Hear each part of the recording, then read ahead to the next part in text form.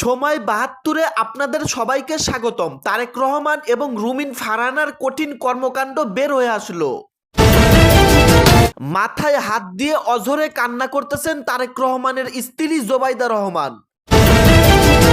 আমার হাঁস আমার চাষ করা ধানই খাবে বললেন রুমিন ফারহানা। নব্য ফ্যাসিবাদ রুখতে আমাদের জয়ী হতেই হবে বললেন এনসিপির আহ্বায়ক নাহিদ ইসলাম।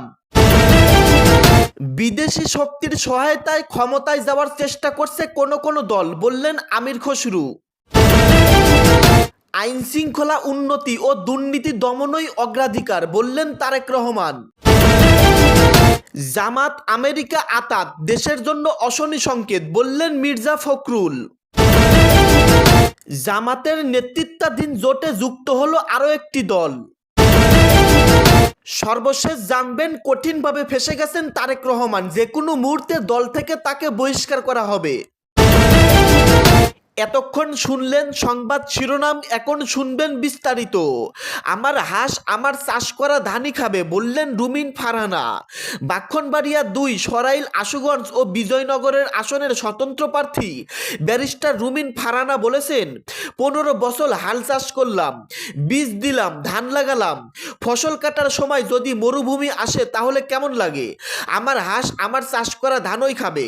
শনিবার ২৪শে জানুয়ারি বিকালে সরাইল উপজেলার শাহবাজপুর গ্রামে এক পথসভায় তিনি এসব কথা বলেন।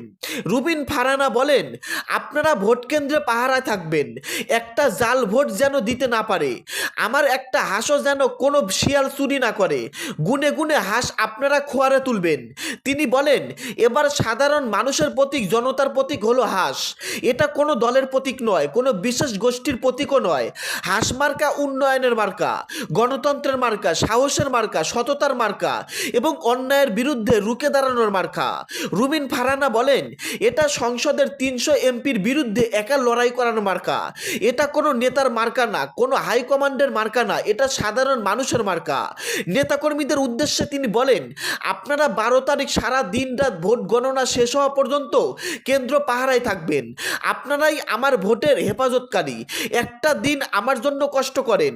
আগামী ৫ বছর এই ২ উপজেলাকে উন্নয়নের রোল মডেল হিসেবে গড়ে তুলব। পথসভায় গ্যাস সংকটের বিষয় তুলে ধরে রুমিন ফারহানা বলেন, আমার মা বোনেরা আমাকে গ্যাসের কথা বলেছেন। ব্রাহ্মণবাড়িয়ায় হাজার নেতা এসেছেন, হাজার নেতা গেছেন, কিন্তু ব্রাহ্মণবাড়িয়ার গ্যাস আগে পাবে ব্রাহ্মণবাড়িয়ার মানুষ, তারপর যাবে দেশের অন্য এলাকায়। তিনি বলেন, হাইকমান্ডের ডান হাত বাম হাত, কানি আঙ্গুল কিংবা বুড়া আঙ্গুল, কোনো নেতাকেই একথা বলতে শুনিনি। এলাকার মানুষের যে দাবি, আমরাও সেই একই দাবি। নব্য ফ্যাসিবাদ রুখতে আমাদের জয়ী হতেই হবে বললেন নাহিদ ইসলাম। জাতীয় নাগরিক পার্টি এনসিপির আহ্বায়ক নাহিদ ইসলাম বলেছেন, সংবিধান সংস্করণের জন্য যখন ঐকমত্য কমিশন গঠন করা হয় তখন একটি দল প্রায় সবগুলো সংস্কারের বিরোধিতা করে। দলটি আরেকটি ফ্যাসিবাদ কায়েমের চেষ্টায় আছে। এই নব্য ফ্যাসিবাদ রুখতে আমাদের জয়ী হতেই হবে। শনিবার ২৪শে জানুয়ারি রাজধানীর ভাটারা থানার ৩৯ নম্বর ওয়ার্ডের সাইদনগরে অনুষ্ঠিত এক উঠান বৈঠকে তিনি একথা বলেন। তিনি আরো বলেন, হাজার হাজার শহীদের রক্তের বিনিময়ে দুনিয়ার স্বাধীনতা অর্জন হয়েছে। আমাদের এই স্বাধীনতা ধরে রাখতে হবে। বাংলাদেশ জামাত ইসলামীর ভাটার থানার এবং এনসিপির ভাটারা থানার সমন্বয়ে অনুষ্ঠিত এই উঠান বৈঠকে বিশেষ অতিথি হিসেবে উপস্থিত ছিলেন বাংলাদেশ জামাত ইসলামের প্রার্থী আতিকুর রহমান, বাংলাদেশ জামাত ইসলামীর ভাটারা থানার আমির রেজাউল করিম, ভাটারা থানার এনসিপির প্রধান সমন্বয়কারী আমিনুল ইসলাম। বিদেশি শক্তির সহায়তায় ক্ষমতায় যাওয়ার চেষ্টা করছে কোন কোন দল বললেন আমির খসরু। চট্টগ্রাম ১১ বন্দর পতেঙ্গা আসনের বিএনপির মনোনীত প্রার্থী আমির খসরু মাহমুদ চৌধুরী বলেছেন, বিদেশি শক্তির সহায়তায় ক্ষমতায় আসার চেষ্টা করছে কোন কোন দল, কিন্তু বিএনপি হচ্ছে স্বাধীন সার্বভৌমিত্ব বাংলাদেশের প্রধান শক্তি। বিএনপি কারো সঙ্গে কখনো আপোষ করেনি, বিএনপির মাথায় এসব আসেও না। বিএনপি হচ্ছে বাংলাদেশের সবচেয়ে জনপ্রিয় দল। চট্টগ্রাম 4 সীতাকুণ্ড নির্বাচনী এলাকায় বিএনপির মনোনীত প্রার্থী মোহাম্মদ আসলাম চৌধুরী নির্বাচনী প্রচারণায় বলেন, আমি ভাটিয়ারির সন্তান।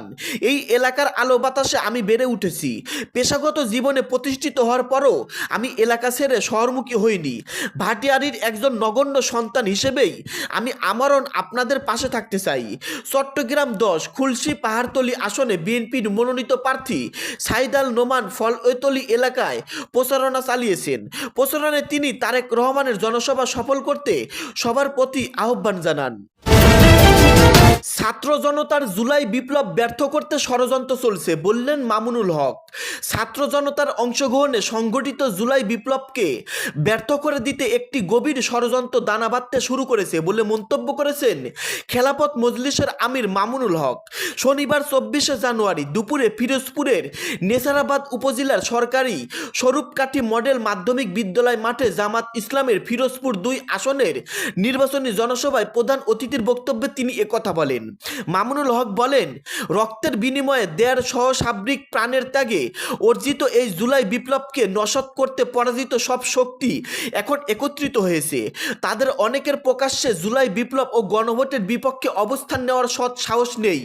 তাই তারা প্রকাশ্যে মানুষকে গণভোটের পক্ষে ভোট দিতে বললেও গোপনে না ভোট দেওয়ার জন্য প্রচারণা চালাচ্ছে। জাতীয় রাজনীতিতে এ ধরনের মুনাফিক আমি দেখতে চাই না। তিনি আরও বলেন, আগামী 12ই ফেব্রুয়ারি অনুষ্ঠিতব্য ত্রয়োদশ জাতীয় সংসদ নির্বাচনে কোনো ধরনের ইঞ্জিনিয়ারিং করার চেষ্টা করা হলে তা কোনোভাবেই মেনে নেওয়া হবে না। এ বিষয়ে প্রশাসনের প্রতি তিনি কঠোর হুঁশিয়ারির উচ্চারণ করেন। একই সঙ্গে ভবিষ্যতে ইসলামী রাষ্ট্র প্রতিষ্ঠার লক্ষ্যে 10 দলীয় জোট মনোনীত প্রার্থীদের ভোট দেওয়ার জন্য দেশবাসীর প্রতি আহ্বান জানান। জামাত আর আমেরিকা আতাত দেশের জন্য অশনি সংকেত বললেন মির্জা ফখরুল। বিএনপির মহাসচিব মির্জা ফখরুল ইসলাম আলমগীর বলেছেন, ফিলিস্তিনে যখন রক্তক্ষরণ চলছে তখন জামাত ইসলামের সঙ্গে আমেরিকার গোপন আতাত চলছে। বিষয়টিকে দেশের সার্বভৌমিত্বের জন্য চরম অশনি সংকেত। শনিবার 24শে জানুয়ারি ঠাকুরগাঁয়ের আউলিয়াপুর ও সুখানপুকুরি এলাকায় নির্বাচনী গণসংযোগকালে তিনি এসব কথা বলেন। কেন বাংলাদেশের অভ্যন্তরীণ রাজনীতিতে বিদেশি শক্তির এই ছায়া? প্রশ্ন রুখে ওয়াশিংটনে পোস্টের খবরের সত্যতা নিয়ে ধোঁয়াশা কাটাতে সরকারের হস্তক্ষেপ দাবি করেছেন মির্জা ফখরুল। তিনি বলেন, পররাষ্ট্র মন্ত্রণালয়কে জরুরি ভিত্তিতে দেশবাসীর সামনে স্পষ্ট করতে হবে এই আতাতের নেপথ্যে কী। ফিলিস্তিনে যখন গণহত্যা চলছে তখন এই ধরনের গোপন সমঝোতা শুধু উদ্বেগজনক নয়, অশনীয় কারণ। নির্বাচনী আবহে রাজনৈতিক সমীকরণ পরিবর্তনের ইঙ্গিত দিয়ে বিএনপির মহাসচিব বলেন, এবারের নির্বাচনী সেনা প্রতিদ্বন্দ্বী নৌকা নেই। লড়াইটা এখন জামাতের দালিপাল্লার সঙ্গে। অতীতে এই জামাতের অত্যাচারে মানুষকে ঘর ছাড়তে হয়েছিল। যারা দেশের স্বাধীনতার বিরোধিতা করেছিল তাদের সঙ্গে আমেরিকার এই দহরম মহরম দেশের জন্য মোট শুভ নয়। মির্জা ফখরুল স্পষ্ট ভাষায় বলেন, আমরা ভারত নই, পাকিস্তানও নই, আমরা বাংলাদেশি। তবে কেন ঘরের রাজনীতিতে বিদেশির মাতব্বরি? হিন্দু সম্প্রদায়ের মানুষের মনে সাহস জুগিয়ে ফখরুল বলেন, ভয় পাবেন না, আমরা সবাই একই দেশের সন্তান। বিএনপি ক্ষমতায় এলে সাম্প্রদায়িক সম্প্রীতি অটুট থাকবে। আপনাদের নিরাপত্তাপূর্ণ দায়ভার আমাদের। সাধারণ মানুষের দুঃখের কষ্টের কথা উল্লেখ করেন তিনি বলেন, বিএনপি ক্ষমতায় গেলে মা বোনদের জন্য ফ্যামিলি কার্ড চালু করা হবে, যার মধ্যে চাল ডাল সহ নিত্যপণ্যের সমস্ত কিছু থাকবে। দর্শক, এতক্ষণ শুনলেন গুরুত্বপূর্ণ আলোচনা।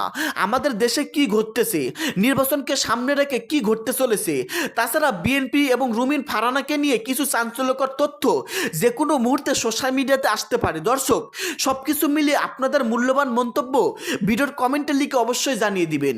ভিডিওটি শেষ করার আগে ছোট্ট একটি রিকোয়েস্ট, সময় 72 ইউটিউব চ্যানেলটাকে সাবস্ক্রাইব করে সঙ্গেই থাকবেন। ধন্যবাদ।